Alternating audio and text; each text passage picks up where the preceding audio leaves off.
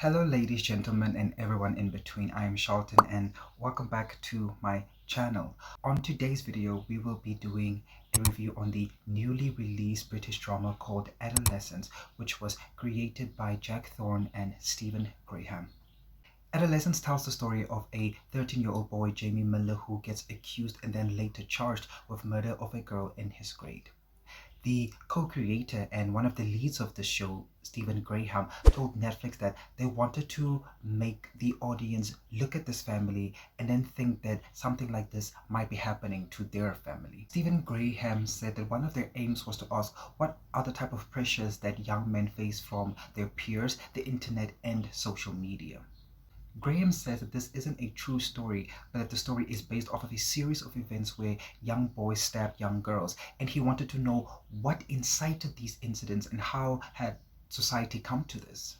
This show is about male rage, and Graham said that it was difficult to task himself as a writer to go to that place, to question who he was as a man.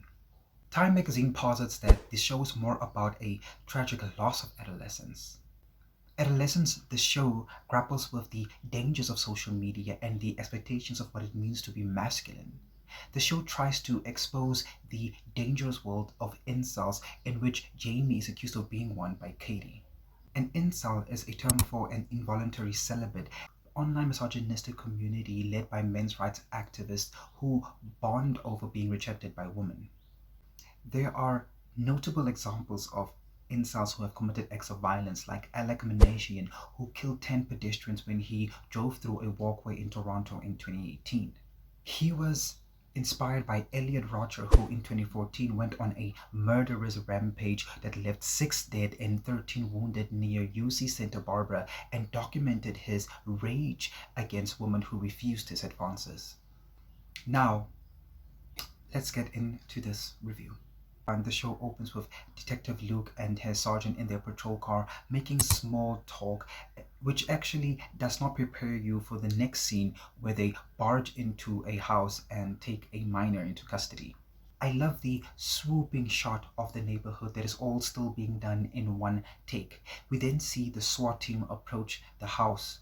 They then arrest Jamie Miller on suspicion of murder. He's 13 years old, and then we see that Jamie has peed his pants. The police then go through his house searching for evidence and inform the family that they have a right to compensation for anything that the police might have ruined. The shot into the van is outstanding, but we also see that Jamie does not get handcuffed, not even once. The fact that there are no jump cuts really make you sit with the gravity of the situation. It feels claustrophobic and inescapable. We are left to ruminate on what we just saw, and then we are made to feel as if we are in that van with everyone else as Jamie pleads and asks for his dad. We then get to the station after what feels like forever.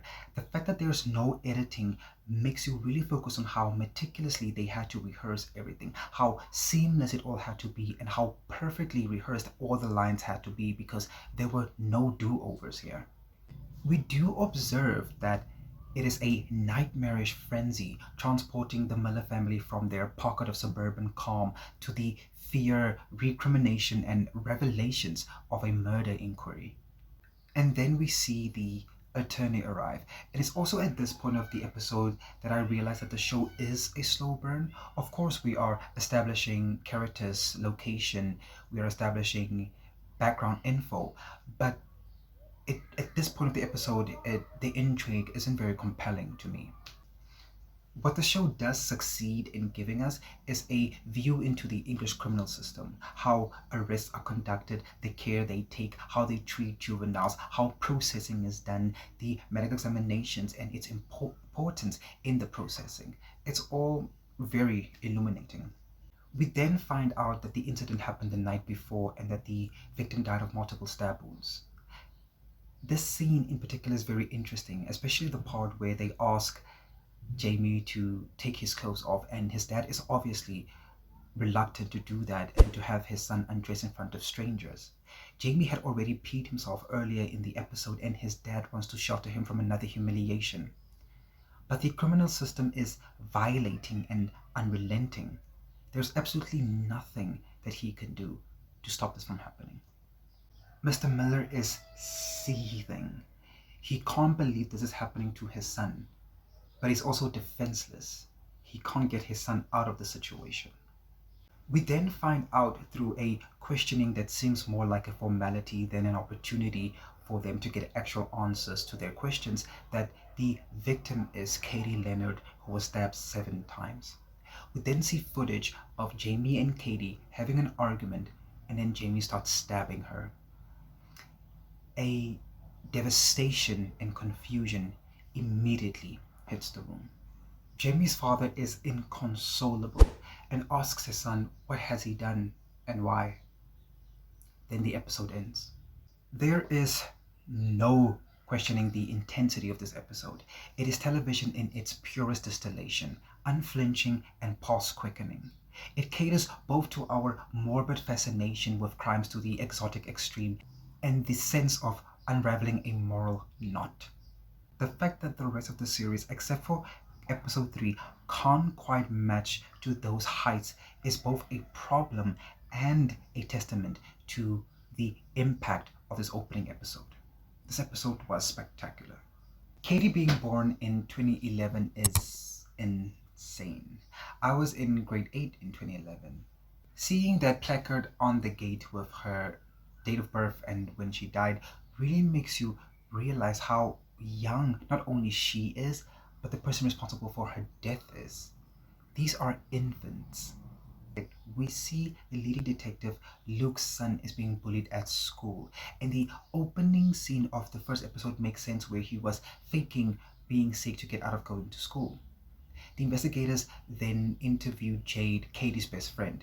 Jade is fiery, and she doesn't understand why they are asking about Katie's alleged friendship with Jamie.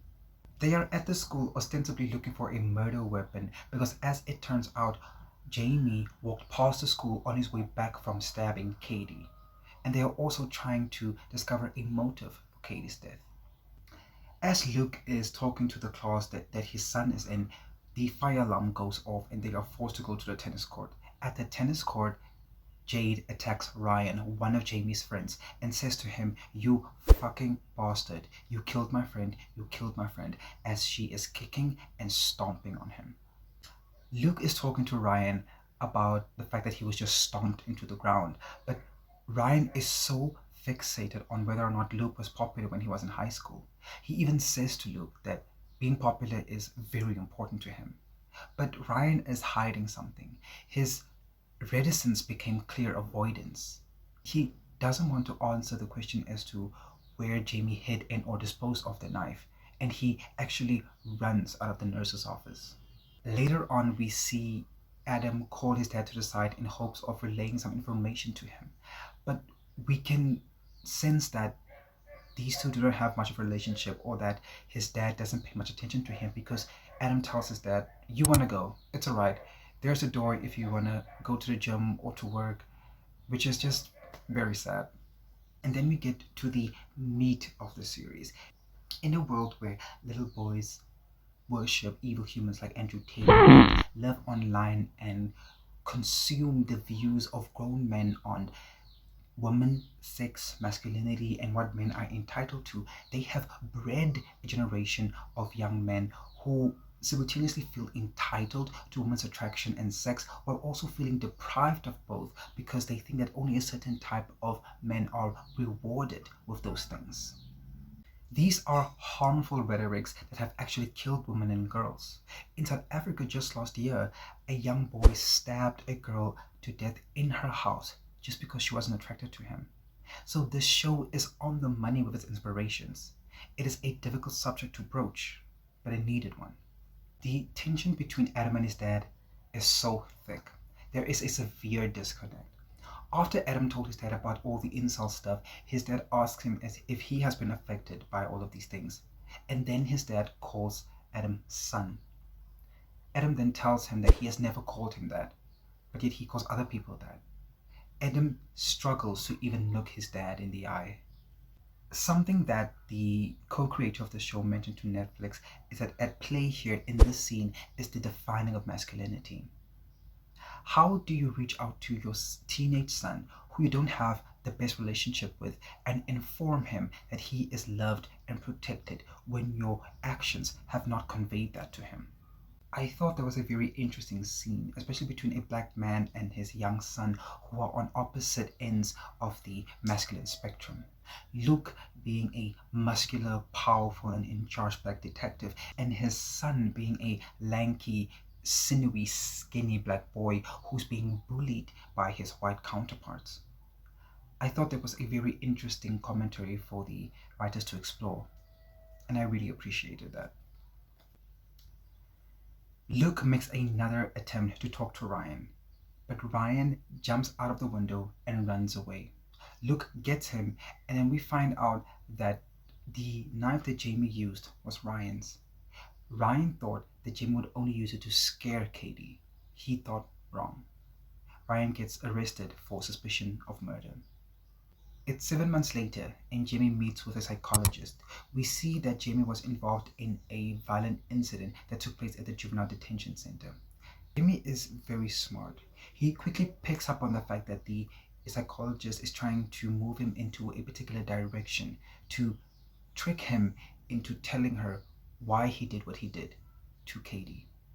Their exchange is a standout in the series, tackling masculinity, attraction, and Jamie's entanglement with misogynistic propaganda. Jamie is volatile. He shoots out of his chair when the psychologist says that she can't get him out of there. He accosts her and tells her that she cannot control what he does, and that she cannot tell him when to sit down, and that she needs to get it into her little head that he will not be controlled by her. What we are seeing are the clear signs of little boys who are inoculated by misogynistic men. Jamie thinks he is smarter and better than his psychologist, and by extension, all women. Jamie lies to the psychologist about having done sexual stuff with girls. He corrects himself, but he is ashamed that he even lied about that. He then confessed that he only saw photos of two topless girls that are in his grade. The psychologist asks him if one of those girls was Katie, and Jamie is immediately activated. The psychologist is so good. She is neutral, and Jamie can't understand why she won't confirm his biases or be on his side. He wants to win her over, but also wants to keep her at a distance, but also wants to have control of this conversation. The acting in the scene is at its zenith. Jamie flies off of the hinges when he's losing control, but especially when he can't bend the opinion of a woman, it seems. When the psychologist won't say to him that he is not ugly, he tells her that the other male psychologists understood him better and that he was better at his job than her.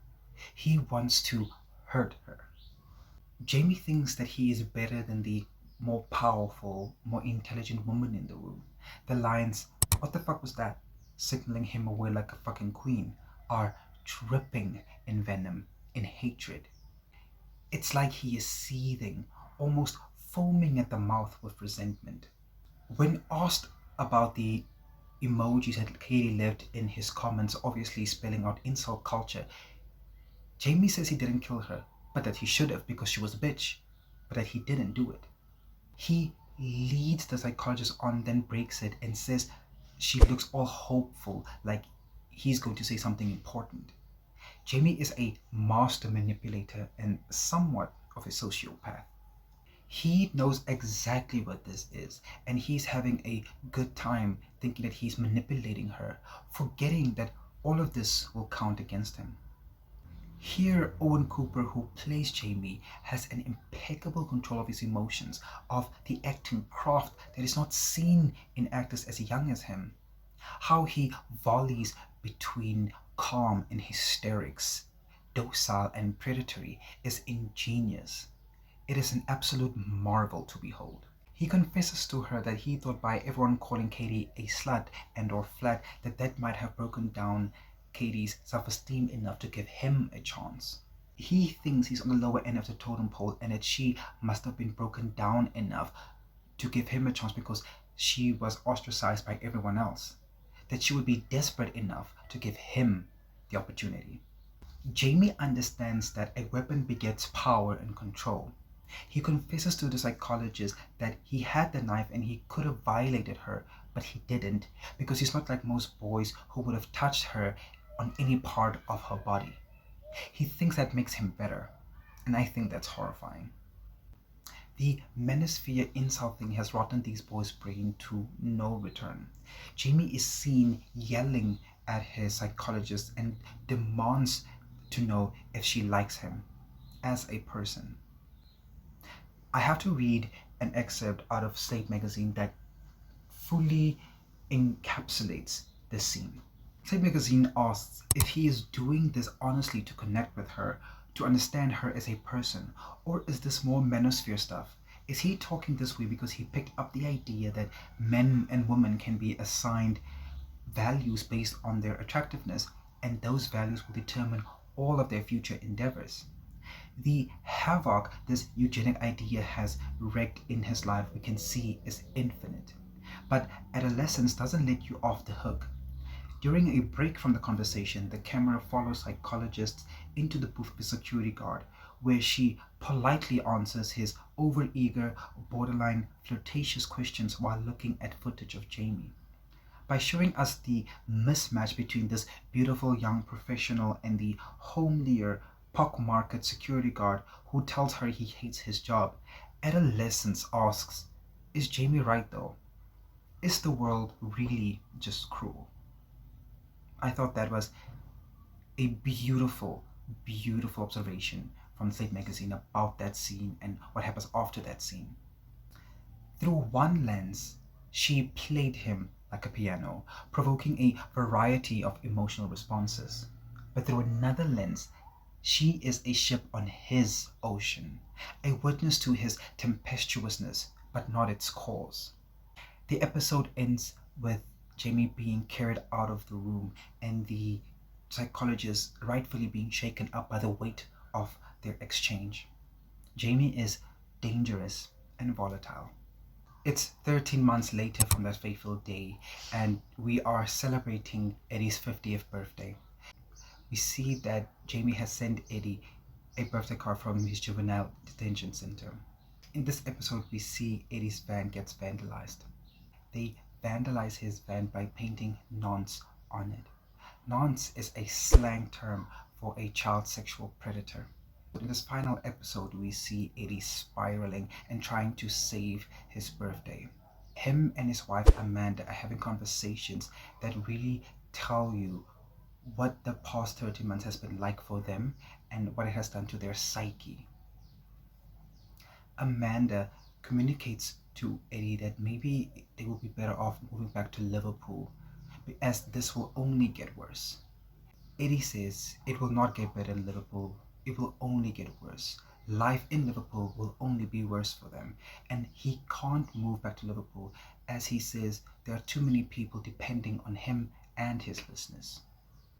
After Eddie has his outburst at the shop when they went to go buy something to remove the paint from his van, Amanda is trying to decipher where it all went wrong. She recalls Jamie's behavior, how he would stay in his room, how he would be up all night on his computer. He wouldn't talk to anyone. She's trying to decipher to herself what did she do in enabling but contributing to his behavior. She's trying to see if they could have prevented all of this. Eddie is communicating something very poignant in this episode. He tells Amanda that his dad used to beat him as a child and he promised himself he would never be a parent like that. But now he's wondering if him not disciplining Jamie the way he was disciplined created a murderer. It is also communicating that instead of earnestly trying to bond with his son and try to meet him where his interests lie, he tried to toughen up his son. In episode 3, Jamie told the psychologist that one day during football, he wasn't doing the best and he looked to his dad while the people were laughing at him and his dad looked away.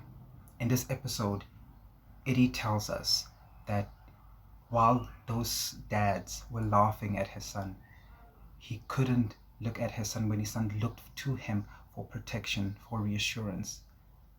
He was so embarrassed by his son's performance. We get the idea that this is more about Eddie's masculinity. He wanted his son to be as masculine as him. And those feelings that his son weren't masculine enough did break through to Jamie, but just not in the way that he wanted them to.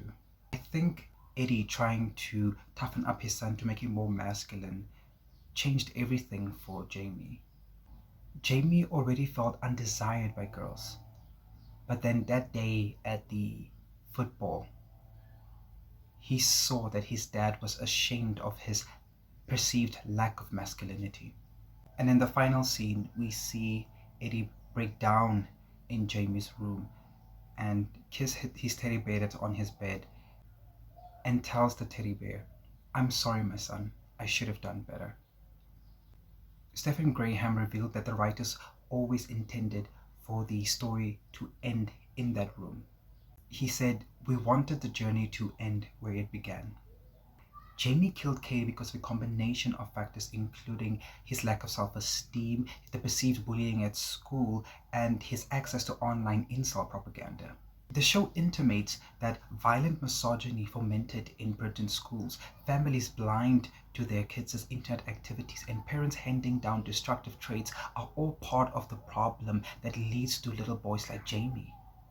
And that also leads to children dying from knife wounds in bleak, empty car parks. Slate magazine postulates that the great strength of adolescence is that there's no right answer. Fear porn about kids' online socialization is not the entirety of the show.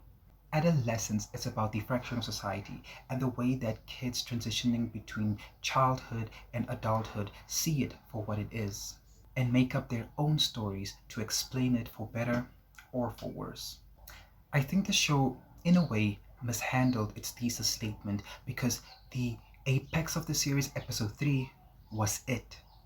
It was a beautiful showcasing of a number of important factors that could influence an adolescent to murder his age mate. Factors that feel much more external than they do internal. Jamie becoming incensed and plotting this murder was not entirely of his own volition, but simply the tip of the iceberg. Inundated with messaging about masculinity, the currency of beauty and attraction, the entitlement to sex, and misogynistic propaganda, serve with a generous helping of already feeling genuinely insecure in your masculinity based off of what your dad wants you to walk this world as. It is a cacophonous mess, and it feels inescapable for a 13-year-old. How Jamie viewed women yet still craved their validation is such a sick thing to witness a preteen tightrope between that it made my stomach ache. No preteen is supposed to do all of that mental and emotional weightlifting at that age. But these kids live on their phones. They go about unsupervised and unexposed to real life experiences. They're not having unique and authentic interactions with the opposite sex that hasn't been pantomimed to them through podcast mics. They are living secondhand experiences through the groups that colonize their For You pages. So there is a preconceived notion that the girls won't find them attractive unless they are a certain way. And they have resigned themselves already to the perceived fact that they are unworthy. And so these boys become resentful, violent, and in the most extreme cases, murderous. It all feels a bit hopeless. And I think that is why I can't give the show a 5 out of 5. It's unfortunately a 4 out of 5 for me. I wish that the final episode was stronger. Of the 4 episodes, it is the weakest and it didn't move the needle enough. Instead, it focused on who's to blame more. And instead of the parents taking ownership for the parts that they have played and giving space for the things that Jamie interacted with to take their own accountability, because to me, that is what it is. Both the parents and the people that their children idolize are to blame here. So anyway, that is my review of Adolescence. I really enjoyed the show. It is breathtaking, it is thought-provoking, and it is scary to think of the world that teens and preteens are living in and how they have to navigate so much. Please make sure to like, comment, and subscribe. And please don't forget to follow me on Instagram at Internet Shelton. Thank you so much for watching, and I'll see you on the next review. Bye.